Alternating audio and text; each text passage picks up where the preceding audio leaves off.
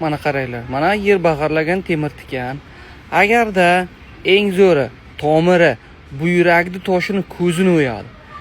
Shuni oling baraka topinglar. Ko'p aytaman, buyrakni ko'zini o'yadi bor-ku. Onajon deb toshlaringiz chiqib ketadi. Zo'r tomiri erkaklik quvvatini ham ko'taradi. Agarda sistit, ayollarda sistit buyrak muammosi bo'lsa, mana buyrak toshlari va sistitga mana sporish, ya'ni qush tili deydimi, nima deydi? Hammani hovlisida bor. Qaranglar. Vo. Ikkovini qo'shib damlab ichinglar, tomir-pomiri bilan, ichiga olov. Vo. Ko'ryapsizlarmi? Aslida hamma narsa agarotingizda bor, baraka topkurlar.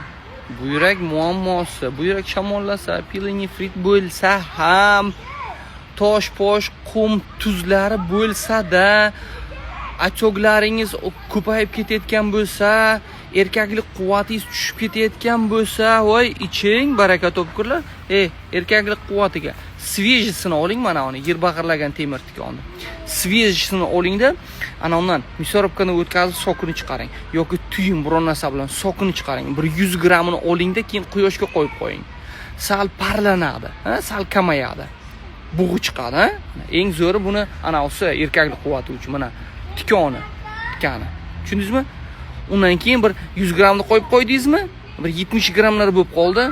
Asalga solib iching. Masalan 70 grammda 50 gramm bo'lib qolgan bo'lsa ham bir yarim litrdan 200 gram deylik yoki 100 gram asalga aralashtirib yeng shuni. Bu yoqdan yeysiz, bu yoqdan. Tushundingizmi? Xudo. Mana